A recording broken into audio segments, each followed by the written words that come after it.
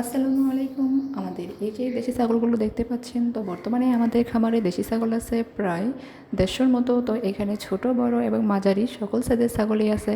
তো আজকে আপনাদের সাথে আলোচনা করব আমরা আমাদের ছাগলকে কখন কোন সময়ে কোন ভ্যাকসিনটা দিয়ে থাকি আসলে। তো ভ্যাকসিন বা টিকা যাই বলেন, সেটা হচ্ছে যে ভাইরাসজনিত যে রোগ পিপিআর বা এফএমডি, অর্থাৎ খুরা বা প্লেগ রোগ নামে যে পরিচিত যে ভাইরাসজনিত যে রোগগুলো আছে, এইগুলোর জন্য আমরা আসলে ছাগলকে কখন কোন ভ্যাকসিনগুলো দিয়ে থাকি। তাছাড়াও আরও কৃমিনাশক, সেই সাথে আছে অ্যালার্জি রোগের জন্য ভ্যাকসিন। তো সব কিছু মিলেই আজকে আপনাদের সাথে বিষয়টা আলোচনা করব।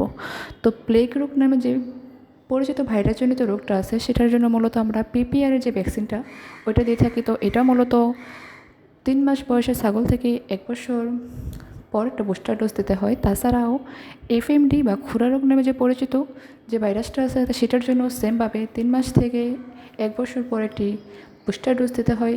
তো এইগুলো ছাগলের জন্য খুবই মারাত্মক একটি রোগ বা ভাইরাস। তো এটার মৃত্যুর হার ছাগলের জন্য 50 থেকে 80%। তো এটার আসলে কোনো চিকিৎসা না থাকলেও প্রতিরোধমূলক যে টিকা বা ভ্যাকসিন আছে, সেটাই আসলে আমরা দিয়ে থাকি।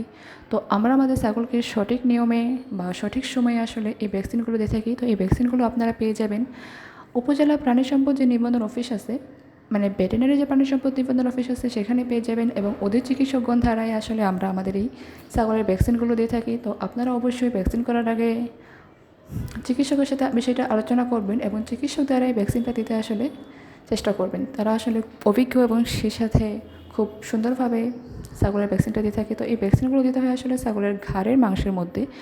তো কৃমিনাশক যে অসুখ, সেটা আসলে ইঞ্জেকশন এবং ট্যাবলেট দুটাই পাওয়া যায়। তো আমরা আমাদের ছাগলকে কখনো কখনো ট্যাবলেট, আবার কখনো কখনো ইঞ্জেকশনও দিয়ে থাকি। তো বিষয়টা আশা করি ক্লিয়ার হয়েছে। তো আমরা আমাদের ছাগলগুলোকে সবসময় মানে বছরে একবার বা 3 মাসে যে বাচ্চাদের থাকে, ওদেরকে আমরা আসলে এভাবেই টিকাটা দেওয়ার চেষ্টা করি বা ভ্যাকসিনটা দিই। Thank you, by.